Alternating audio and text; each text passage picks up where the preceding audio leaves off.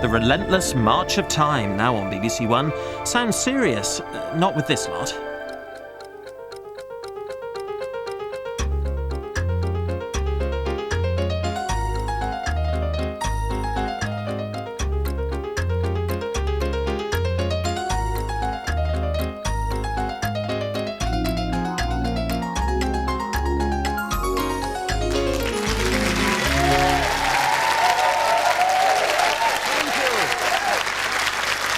Thank you. Hello, my name is Nicholas Parsons, and it is my pleasure to welcome you to Just a Minute, this exciting, outrageous, and sometimes impossible game in which I ask my four guests to speak on a subject that I give them, and they try and do that without hesitation, repetition, or deviating from the subject. Let us now meet the four talented performers who are going to play the game today. And we welcome the irrepressible and delightful humorist, Tony Hawks. And beside him, someone who has been described as the voice of horse racing, Clare Balding. And on my left, someone who has left the square to find time to join us today, the lovely Wendy Richard. And beside her, the delightful and also eccentric humorist, Stephen Frost.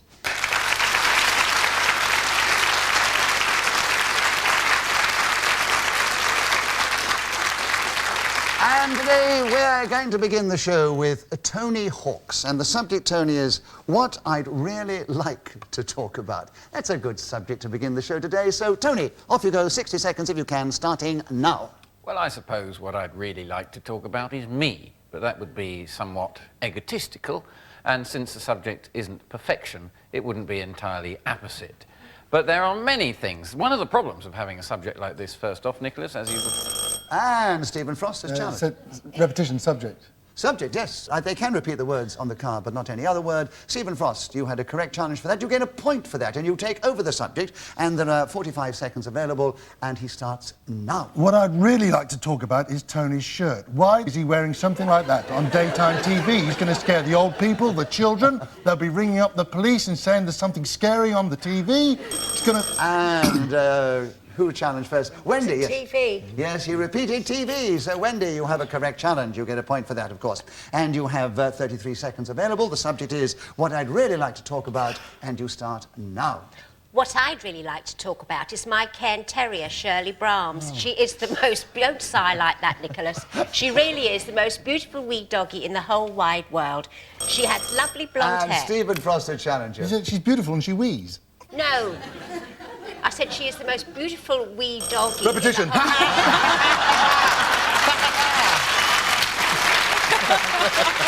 Only joking.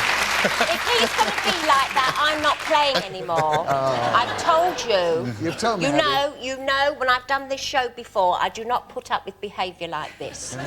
That's exactly what Nicholas told me, and he told me to do it. Did he? Yeah. Right. Yes. He told me to do this. Well done, Wendy. Yes, there was a bit of Pauline speaking then, I think, rather than Wendy, actually, because we know, Wendy, you're not really like that. You've got another point. Because that's an incorrect challenge. And you keep the subject, of course. There are 22 seconds available, and his subject is what I'd really like to talk about starting now. She's an absolute delight to take for a walk. Sometimes we go to the park where she has a good run round. She likes the grass and... And Stephen Foster challenge. Well, deviation. She said she likes to walk, then she says she has a good run around. So does she walk or does she run around? I mean... She has to walk to the park to have a run round. Oh, you say it, you tell us now. Yeah. Stephen, an incorrect challenge. All that happens is Wendy gets another point, she keeps the subject, and there are 13 seconds available. Wendy's starting now. And you've challenged Stephen. I just want to apologise for my behaviour. Wendy, I want to apologise for not letting you talk when you want to talk on the subject. There we are. Isn't that nice? Yes. Isn't it creepy? Stephen, what actually happened is you interrupted her there, so she gets a point for that. She still keeps the subject, and there are 11 seconds left. What I'd like to talk about, Wendy, starting now. She has also appeared on TV in a show called Grace and Favour. Because of this programme, she got... Stephen. Hesitation there. Hesitation, yeah. It worked. I whittled away. You wore her down, didn't you? Yeah. And you cleverly got in with only 4 seconds to go on what I'd like to talk about, and 4 seconds starting now. What I'd really like to talk about is the colour of this set. I think it's absolutely beautiful.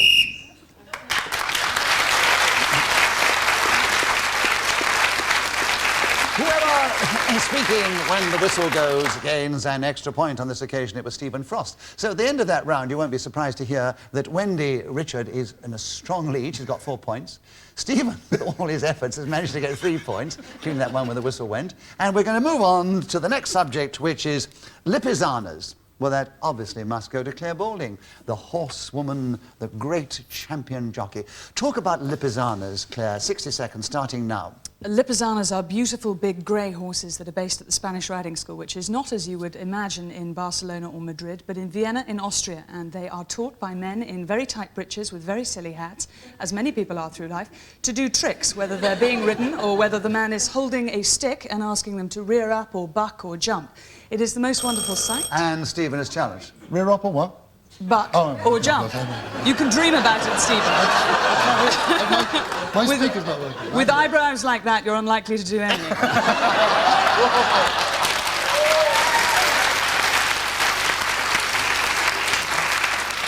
On occasions, I award,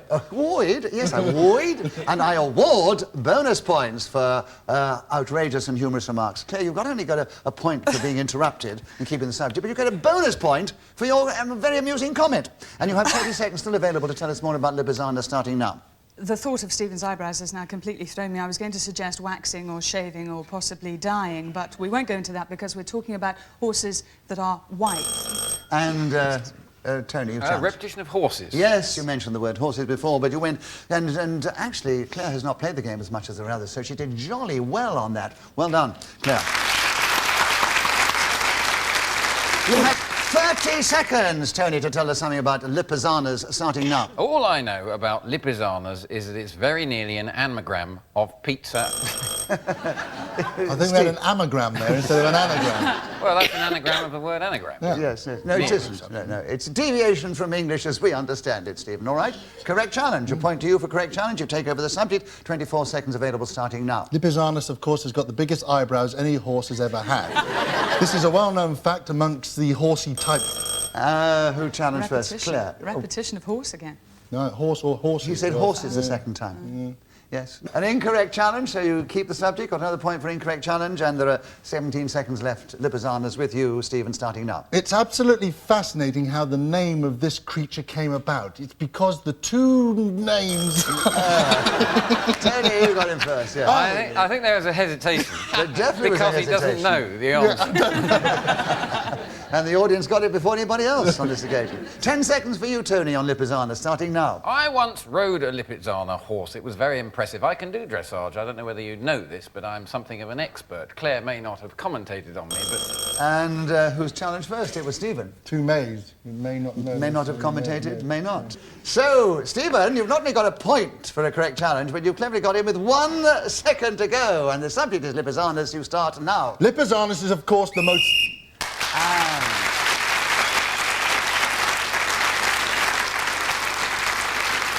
Stephen Frost, then speaking as a whistle win, gained that extra point for doing so, and he's taken a strong lead at the end of the round. Wendy Richard, will you take the next round? The subject is Easter bonnets. Now, I'm sure that's some lovely subject for you. Will you talk on it? 60 seconds, starting now. Easter bonnets come in varying shapes, sizes and colours. I actually do like to see people wearing a hat, whether it be Easter bonnet or some other form of millinery. I sometimes dress my dog Shirley Brahms up in an Easter bonnet, usually when it comes to that season. And Stephen's challenge. Well, that's just sad, isn't it? A bonnet, an Easter bonnet. It might be sad to you, but not to a lot of others. Oh. Wendy, you were interrupted. And, well, you had a wrong challenge, and so you get a point for that. You keep the subject, and there are 46 seconds... no, not. There are only 43 seconds available for Easter bonnets, starting now. In some London parks, they have Easter bonnet parades. These are great fun to go and watch when you look at the imagination that people have put into making their Easter bonnets. They also have horse carriage. Tony, you challenged I think there was a hesitation. Well, it certainly was. There certainly was, yes. So you've got in with the correct challenge. Another point over there. 29 seconds are still available for Tony on Easter bonnets. They aren't a very good investment, really, because you buy these bonnets and you can only ever wear them at Easter. Surely it would be better to wear an all-round bonnet. Stephen. Two wears. Two wears. Yeah, that's absolutely true. Repetition. So, right. Stephen, you've got in on that one. Easter bonnets is with you. 20 seconds are available, starting now. I have an Easter bonnet at home which was given to me when I was 5 years old by my mother. It's yellow with bright purple. Wendy, you got in We first. had a slight hesitation. We did have a Yeah, but she slight was hesitation. staring at me. She's freaking me out. Every time I touch her, she's like boring in the side of her head like that. No, she's doing it now, isn't she? Yeah. She's thinking of you in the bonnet, and it's quite private. Yes, Wendy, you cleverly got in there. 13 seconds are available for you. Back with you, should be. Easter bonnets starting now. Easter bonnets, as it has been said, can only be worn at that one time of the year. But Tony, challenge. You can wear them when you like. I was lying before. It's quite true, you know. That is deviation. I mean, you can wear it whenever you want it. I wasn't allowed to finish what I was going to say, that you could wear them whenever you wanted. He interrupted, you see. I've lost my train of thought now. Give me a point.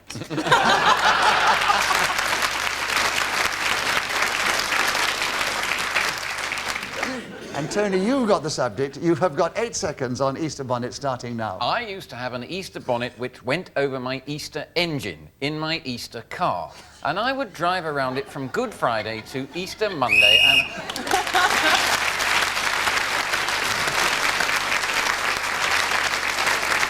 Tony Hawks was then speaker as a whistle when gained that extra point for doing so. Stephen Frost is still in the lead. Let's take the next round. Stephen Frost, it's your turn. The subject, clocks. Tell us something about clocks in just a minute, starting now. Where would we be without clocks in this world? Late for appointments, and of course, this game, Just a Minute, would not exist. For without a clock, the game would not work. And who has challenged first? It was Two Wendy. games. 2 games, yes. And you've got the subject of clocks, and you've got 52 seconds, starting now. When you walk around the streets of London, or indeed many big cities, you notice there are clocks outside of buildings. Unfortunately, they're not always kept at the correct time. I think this is such a shame, as some of these clocks are so beautiful. They're well made and... And Claire. Hesitation? Yes, Yes, struggling. I think so. Yes. You Claire. didn't try and punch me as I came in there. I was No, slightly not hesitant at to all. buzz in on No. you at That's all. all I was going to hit press, but I was waiting until she finished what she was saying. In the hope that it might have been interesting. Oh, I I've just gone right off you. Oh, there was a little bit of feminine bonding, and then Claire destroyed it all. But Claire, you got the subject. You've got 35 seconds, and the subject is clocks starting now. Hickory dickory dock, the mouse ran up the clock. The clock struck 12, a rat ran down. Don't believe everything you hear in nursery rhymes. Clocks are the most useless pieces of equipment that one could possibly hope to come across. Blah, I'm losing it. Tony, you got in first. Yes, hesitation. Yes, hesitation. 22 seconds. Clocks with you, Tony, starting now. Being an international sex symbol as I...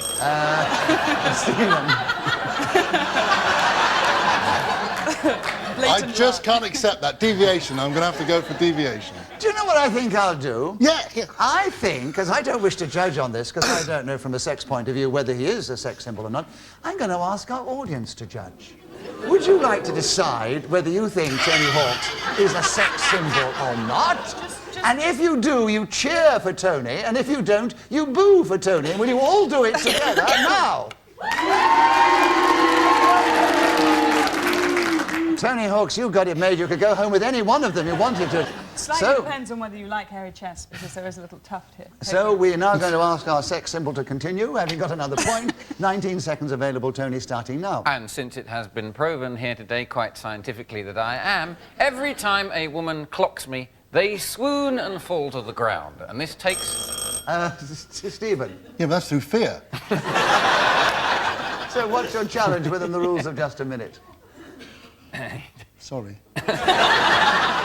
Give him a bonus point, because we like the challenge. But Tony was interrupted, so he gets a point for the interruption, and he continues for 10 seconds, if he can, on clock starting now. One of the more irritating things in life is when they put the clocks back. I'm enjoying the winter, and then suddenly it becomes worse, and it's all because of Scottish farmers, so I'm told. I've never really understood why the need is there for it to be done, but done.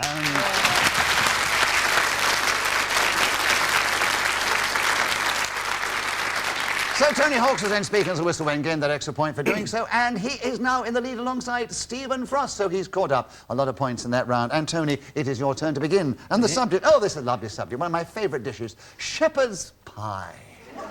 Oh, yes, the audience love it as well, don't you? But talk on shepherd's pie if you can for 60 seconds, Tony, starting now. There's nothing I like more than tucking into a lovely dish called shepherd's pie on a Sunday lunchtime. It seems a little cruel that people go out and find shepherds and then destroy them with new pie. But if they taste nice, why don't you eat them, I think. So I do. And... Hesitation, I think. Yeah, I don't think I think I so. said taste instead of taste, though, so I think that counts as hesitation. All right, we'll be generous to Wendy because he's admitted there that he did say taste and taste, which we can decide to interpret as hesitation. Wendy, you have shepherd's pie and you have 46 seconds. Tell us something about it starting now. Shepherd's pie is traditionally made from lamb, whereas it is cottage pie, which is made with beef. I actually... Tony, chant. Repetition of made. Yes, I'm afraid so. Yes, I did too. Sorry. Yes, right. Shepherd's pie is back with you, Tony, and there are 37 seconds available starting now. I have an ambition to make some shepherd's pie of my own, but I don't have... Oh, I can't recall. It's a tough game. It's so tough. And Stephen got in first on the hesitation, and you have 32 seconds. Shepherd's pie, Stephen, starting now. First, peel the potatoes and boil them. Then place some lamb in the oven and put some onions with it as well. Place the mashed... Wendy, you I chant. think he's... Does meandering come under hesitation? No, meandering doesn't. Incorrect challenge, so a point to you, and you have the subject of shepherd's pie, and there are 24 seconds available starting now. Grate some cheese on the top if you want. Put in the oven for 40 minutes. And... You said oven before. Yes. Yes. Right, it's just a game. To some I bet I make a people better shepherd's pie than you do. I bet you yours do. got a little bonnet on it and things like that. Some people, it becomes more than a game, doesn't it? So, Wendy, you got him with the correct challenge. You got shepherd's pie back. 20 seconds. Tell us more about it, starting now. I make a brilliant shepherd's pie. I cook the beef in red wine, a little beef And stock. who challenged? Stephen. Well, that's deviation, because she said shepherd's pie is made with lamb, and then she said she makes it with beef, which is cottage pie. I'm sorry to be paninicky. Yes, I was coming to that. Oh, you haven't finished it yet?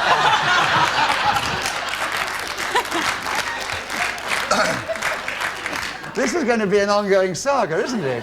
Haven't finished yet. But you are right, she deviated then, because she did say something previously which was different from what you said just then. So, Stephen, a correct challenge. Shepherd's pie is back with you. 15 seconds available, starting now. The other ingredient, of course, can be horse meat, which is quite tasty. Oh, who challenged you? Objection on the point of...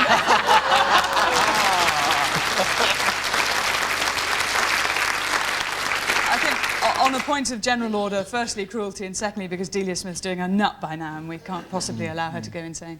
Well, actually, you see, the trouble is, within just a minute, you're right, and we sympathise. And deviation, and because empathise. you'd never use horse meat in it, so that's... If he challenged on the You're on quite the case right. of No, beef. no, I agree with your challenge. You have shepherd's pie, you have 10 seconds, no, 11 seconds, starting now. When I was a child, shepherd's pie was my least favourite dish of anything I had to eat during the week. I used to scrape off the mashed potato, which was the bit I didn't like, and throw it in the corner. Stephen. Didn't like. Who didn't like? Didn't I say least favourite? Yes, you did. Least before, yes. She's very fluent, this young lady. Yes, yes. Yes, shepherd's pie is still with you. 2 seconds to go, starting now. So the white fluffy stuff that sat on top of the shepherd's pie ended up...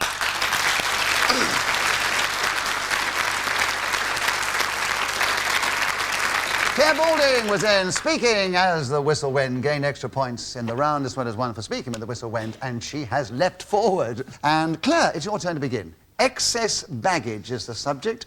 A moment to think about it, and then start for 60 seconds if you can, starting now.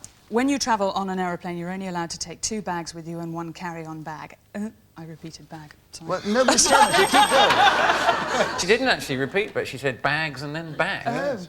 So I was wrong on You both were wrong. counts. So do I incorrect challenge? No, I get a point because... taken away, probably.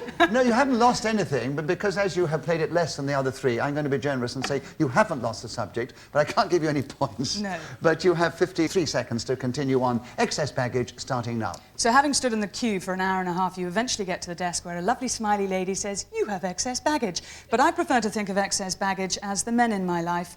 As they go on, they get heavier and heavier, and when you open them up, you find there's absolutely nothing inside.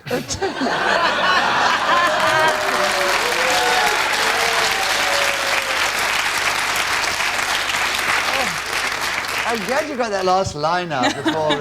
But Tony did challenge you before you finished your last lovely line, yes? Well, as an international sex symbol, I take I think she did say heavier and heavier, and She did therefore say I reckon heavier. that's a repetition of heavier. Yeah. Correct challenge. You have 41 seconds. Excess baggage starting now. I once fainted onto one of those baggage carousel things, but it's... oh, I can't. Stephen, yes. Sorry. Hesitation. Sorry, yeah, I did hesitate. I didn't say fainted properly, and I felt guilty carrying on. I don't This I'd know. I explain. think you just carry on with your usual panache and maybe people wouldn't notice it. All right, OK. Stephen, correct challenge. Excess baggage with you. 36 seconds starting now. The stewardess once says to me, "What have you got in there?" The kitchen sink, and I opened it up, and it was full of porcelain, smashed, of course, because it had been broken on the conveyor belt to the aeroplane. I was charged £5.50 just because it was too heavy for the craft that was going to take me to my holiday destination. Didn't bother me. I knew that when I got there, I was going to enjoy myself in the sun, on the sand, swimming, eating, and doing all the things you do when you go abroad for your holidays. And who's challenged? Holiday, repetition. Yes, yes. He was going so doing very well, well. wasn't he? Yeah. Speed. I know. Well, I could see it. You were getting quicker and quicker too. You were almost over there, weren't you? Where were you thinking of going? What was in your mind? What was this place you were Look, going to? I was going to go to Bognor. With the kitchen sink. In a plane. The plane. Oh, some people have sad lives, don't they? There we are. Claire, you had a correct challenge. Excess baggage is back with you. 14 seconds available starting now. I always think excess baggage is a very unfair rule on people who are moving houses if they're coming from another country back to Britain, and of course they have to bring everything that they own. Now, you couldn't possibly do that without taking more suitcases than you would normally need to go on holiday. I think it would be fairer if they spread it around all the people in the queue.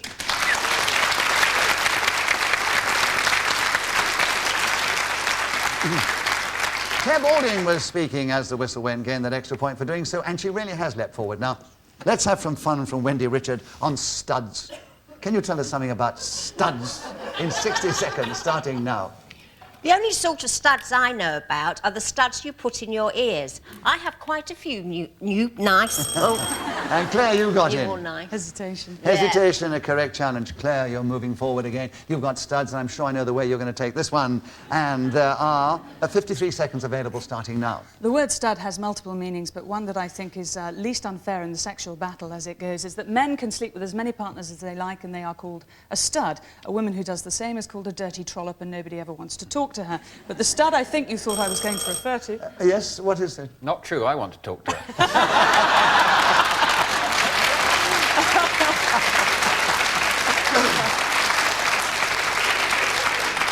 Well, Tony Hawk's, whom we have established today, is a sex symbol, obviously was challenged. So a bonus point to you, Tony, because we love the remark. It wasn't exactly a challenge, but of course Claire gets a point because she was interrupted, but she keeps going, and there are 39 seconds available, Claire, on studs starting now. The stud that I'm sad to say that I know much better than the men are the... And Stephen? Hesitation. there. Hesitation, yes. Let's hear from you on studs, Stephen. 34 seconds left, starting now. The only studs I've got are the ones you put in your collar to keep it on. The old-fashioned, you know. Old-fashioned. The old-fashioned. Well, he's making up new words. That's how they used to say fashion in the old-fashioned days.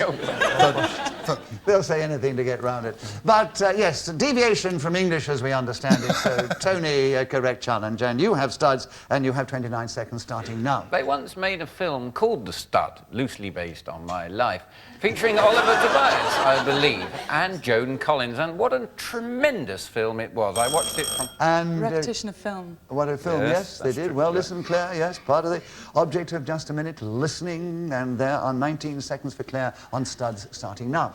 In his own little fantasy world that Tony lives in, where he is a stud and an international sex symbol, and all the women in the world, trollops or not, want to sleep with him. And Tony, yes? repetition of trollop. Yes, because she did say trollop when she was speaking before. Yeah. It's very difficult if you want to emphasise something, especially if you want to get back at Tony Hawk. So, a correct challenge, Tony. Studs is with you now. 11 seconds starting now. I was expecting Claire to talk a little bit about studs in the horsey world. It's something I know very little about, but was wanting to learn a little today. And Claire, you've It's challenged. just all over the place. You can't get a word out. You know, you can't get a Gibberish, word out. no. We'll call that hesitation. So you got in with studs. Tell us something about the horsey studs that you know a lot more about than we do. 2 seconds available starting now. Foals, mares, stallions are all based in a stud in the racing world.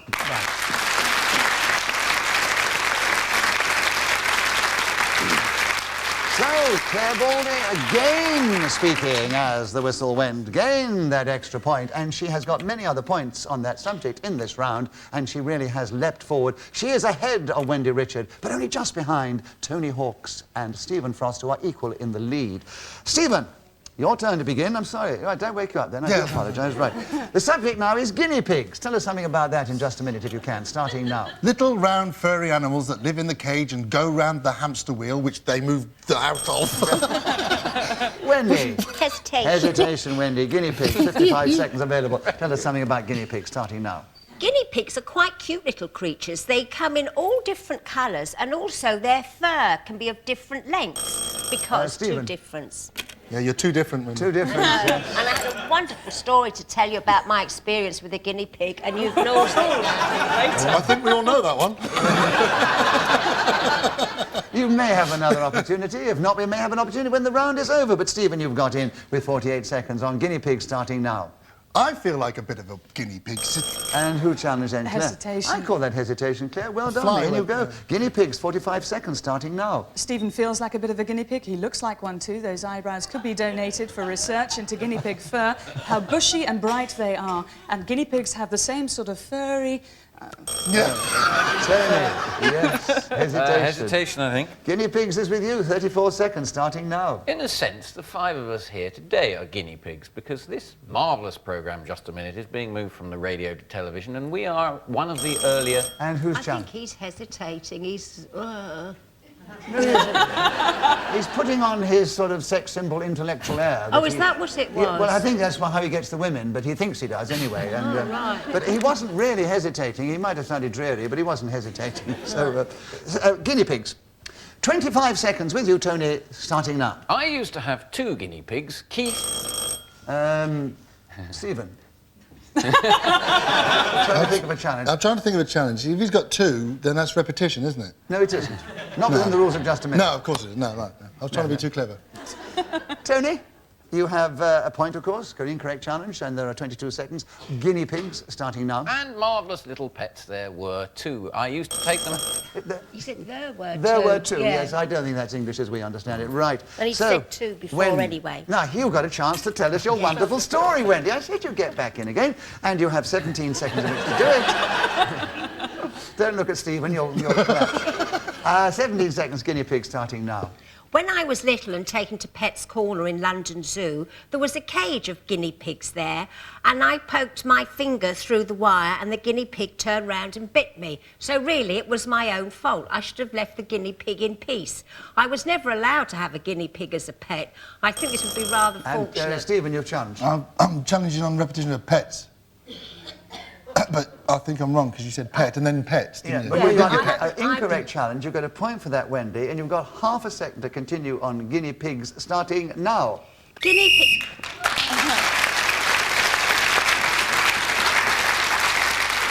Let me give you the final situation. Claire did so well in that round, and she's actually just finished up one ahead of Wendy Richard, and she is only two behind our joint leaders. So we say they're the winners this week, Stephen Frost and Tony Hawks. Congratulations to them.